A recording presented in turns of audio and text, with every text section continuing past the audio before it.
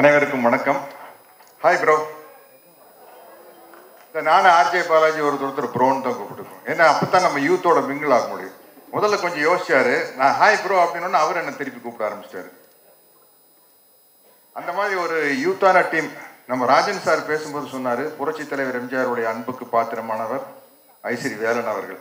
எனக்கு ரொம்ப நாளாக ஒரு டவுட்டு, இந்த ஐசரிங்கிறது எப்படி வந்தது எனக்கு தெரியல. கணேஷ் சார்கிட்டயே கேட்கணும்னு நினச்சிக்கிட்டு இருந்தேன். இன்னைக்கு கரெக்டாக ராஜன் சார் சொல்லிட்டாரு, ஐசரி நான் சரியானவன் இல்லையா. ஐசரி கணேசன் அவர்கள் அப்போ வந்து ஐசரினா அவர் சரியான மனிதர் அப்படின்னு தான் அர்த்தம். சரியான மனிதனுக்கு உதாரணம் வந்து நிறையா உதவி செய்கிறது. அது உங்கள் அப்பா கிட்ட இருந்து நீங்கள் கற்றுக்குவீங்க. அவர் இருந்த இடம் புரட்சி தலைவர் எம்ஜிஆர் கிட்ட. அதனால வந்து அந்த வள்ளல் குணம் உங்ககிட்ட இருக்கிறதுல அரிசியுமே இல்லை. வாழ்த்துக்கள். நான் இந்த 45 வருஷமா சினிமாவில் இருக்கிறதுக்கு காரணம் இந்த சிங்கப்பூர் சலனுடைய முக்கியத்துவம் என்னன்னு எனக்கு தான் தெரியும்.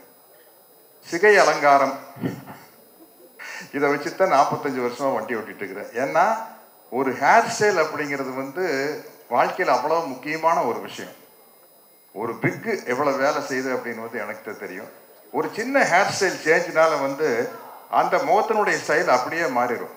புரட்சி தலைவர் எம்ஜிஆர் அவர்கள் ஆரம்பத்தில் இருந்தப்போ ஒரு ஹேர் ஸ்டைல் இருப்பார். சோஷியல் பிக்சருக்கு வந்தோம்னா அப்படியே மாறி இருக்கும். அதே மாதிரி ரஜினி சார் எடுத்துக்கங்க, ராஜாதி ராஜாலேருந்து ஒரு ஹேர் ஸ்டைல் மாறும். விஜயகாந்த் சாருக்கு அதே மாதிரி தான். அம்மன் கோயில் கடற்கால பீரியடில் ஒரு ஹேர் ஸ்டைல் இருப்பார். அதுக்கப்புறம் வேற ஒரு ஹேர் ஸ்டைல் வரும்போது அந்த லுக்கே டோட்டலாக மாறிச்சு. ராஜாதி ராஜாலேயும் பின்னாடி விஜயகாந்த் சார் வந்து ஒரு ஹேர் ஸ்டைலை மாற்றும் போது அந்த லுக்கே அப்படியே மாறிச்சு. அதனால வந்து அவ்வளோ முக்கியமான விஷயம் இந்த சிகை அலங்காரம். அதை பேச வச்சு படம் பண்ணுறது ரொம்ப நல்ல விஷயம். என்றைக்குமே ஒரு ஹீரோக்கு வந்து வெற்றிகள் வர வர சினிமாவில் வந்து அதை இன்னும் கொஞ்சம் பட்ஜெட்டை மேலே ஏற்றுனா தான் அந்த ஹீரோவை வந்து வேறொரு தளத்துக்கு கொண்டு போக முடியும். அதனால தான் வந்து அது ரொம்ப முக்கியமான விஷயம். நம்ம ப்ரோ ஆர்ஜே பாலாஜியை பொறுத்த வரைக்கும் எல்கேஜி பண்ணார், அம்மன் மூக்குத்தி அம்மன், அப்புறம் வீட்டில் விசேஷம், ரன் பேபி ரன்.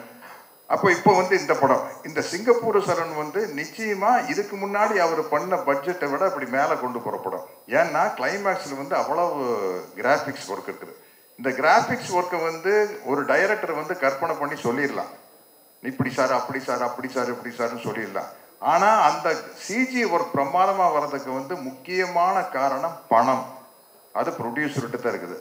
அவர் வந்து இந்த ஹீரோக்கு இவ்வளோதான் செலவு பண்ணலாம் அப்படின்னு எல்லா ப்ரொடியூசரும் ஒன்று மைண்டில் வச்சுருப்பாங்க.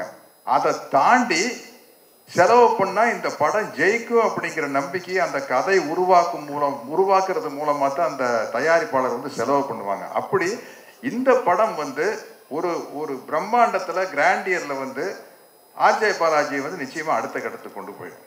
அதனால் வந்து இனிமே சினிமாவில் வந்து இந்த சவுண்டு இதெல்லாம் டெவலப் ஆனதுக்கப்புறம் நம்ம வாயிலேயே வண்டி ஓட்டிகிட்டு இருக்க முடியாது, வாயிலேயே வடை சுட முடியாது. கொஞ்சம் பெரிய விஷயங்களை காட்டினாத்த முடியும். அப்படி இந்த படம் வந்து ஆர்ஜே பாலாஜிக்கு அமைஞ்சிருக்குது. இங்கே கூட நடித்தவங்க எல்லாருமே வந்து ரொம்ப ஜாலியாக செட்டில் வந்து நம்ம கலாய்ச்சி பேசுனதுக்கு அளவே இல்லை. அந்த மாதிரி ஒரு ஜாலியான டீம். அப்கோர்ஸ் சுகுமார் சார் நம்பித்தான் இந்த விக்கையை நான் வச்சேன் படத்தில். டைரக்டரி சுகுமார் சாரையும் வச்சு, சார் இது தெரியுமில்ல சார், தெரியாமல் பார்த்துங்க சார் விக்கு மாதிரி. ஏன்னா இப்படி ஒரு விக்கு செய்கிறது ஈஸி. இந்த படத்தில் பாருங்கள், நடுவில் வந்து டென்சிட்டி ரொம்ப கம்மியாக இருக்கும். அது கொஞ்சம் ஏமாந்தா வந்து அந்த நெட்டு எல்லாம் ஒட்டுனா தெரிஞ்சிடும். அது சுகுமார் சார் கையில் தான் இருக்குது. அந்த கேரண்டி சுகுமார் சார் கொடுத்தனால தான் தைரியமாக அந்த விக்கையை வைக்க முடிஞ்சது. அது பர்டிகுலராக இருந்தார் டைரக்டர், இப்படித்தான் வேணும் அப்படின்னு. நான் இதுக்கு முன்னாடி நிறைய கவுண்டமணி அண்ணன் கூட, தம்பி வெடுவேலி கூட, நம்ம தலைவர் மணிவண்ணன் கூட எல்லாம் சேர்ந்து காமெடி பண்ணியிருக்கேன்.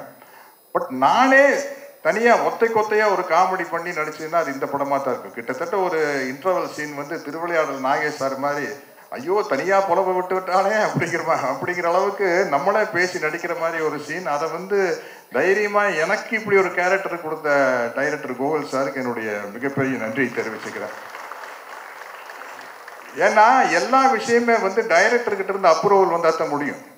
நம்ம ஒரு டயலாக் எழுதி கொடுக்குறாங்க, தகுடங்கண்ணே தகுடு அப்படிங்கிற டைரக்டர் வந்து இல்லை சார் 2 தடவை சொல்ல வேண்டாம் சார், ஒரு தடவை சொன்னால் போதும் சார் அப்படின்னா கிட்டத்தட்ட எனக்கு ஒரு 7-8 கோடி ரூபா போயிருக்கும். அதுக்கப்புறம் தான் நம்மளுக்கு ஒரு மார்க்கெட் வருது இல்லையா. அந்த ஒரு சின்ன விஷயம் டைரக்டர்கிட்ட இருந்து ஒரு சின்ன அப்ரூவல் கிடைப்பதன் மூலமாக தான் ஒரு நடிகர் வந்து எங்கேயோ போக முடியும். அப்படி பல இடத்துல இருந்து நான் வந்து என்னை விட மூத்தவர்கள்கிட்டையும் எடுத்துக்குவேன், என்னை விட இளையவர்கள்கிட்டையும் எடுத்துக்குவேன்.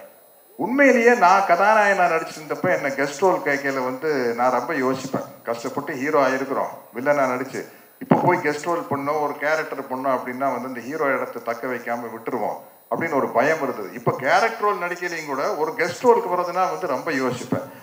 அதுக்கு எனக்கு ஒரு தைரியத்தை உதாரணமா எனக்கு ஒரு தைரியத்தை கொண்டு வந்து கொடுத்தது வந்து விஜய் சேதுபதி தான்.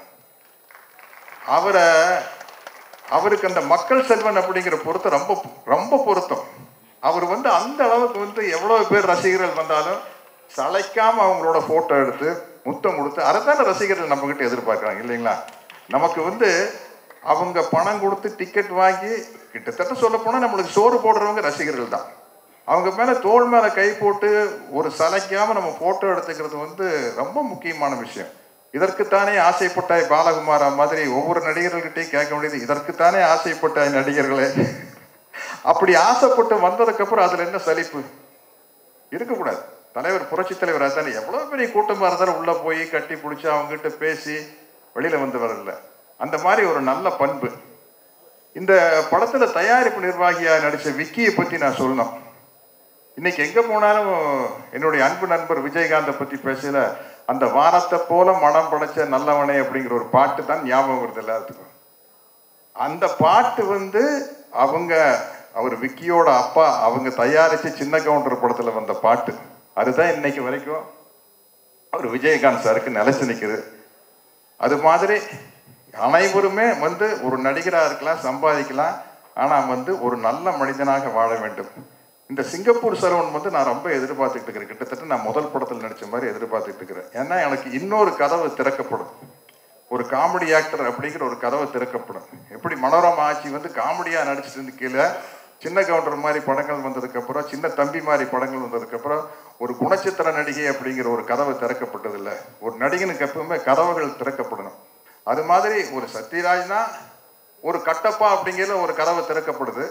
இந்த படத்துல வந்த சக்கரபாணிங்கிற கேரக்டர்னால இன்னொரு கதவு திறக்கப்படும். அந்த கதவை திறந்தது காரணமானவர் நம்ம இயக்குனர் கோகுல் தான். அவருக்கு என்னுடைய நன்றி சொல்லிக்கிறேன். நம்ம 2 பேரும் மிமிக்ரி வேற எங்கேயாச்சும் வச்சுக்கலாம். நிறைய பேர் பேசணும். எல்லாருமே வந்து புரட்சி தலைவருடைய துப்பாக்கி ஷூட்டுக்கு அப்புறம் வர வாய்ஸில் தான் பேசுவாங்க. நானும் ரோபோ சங்கர் தான் அவருடைய பழைய ஒரிஜினல் வாய்ஸில் பேசுவோம். அந்த காம்படிஷன் எங்களுக்குள்ள நடந்துக்கிட்டே இருக்கு. என்னை நம்பாமல் கெட்டவர்கள் நிறைய உண்டு, நம்பி கெட்டவர்கள் இன்று வரை இல்லை. ஓகேங்களா?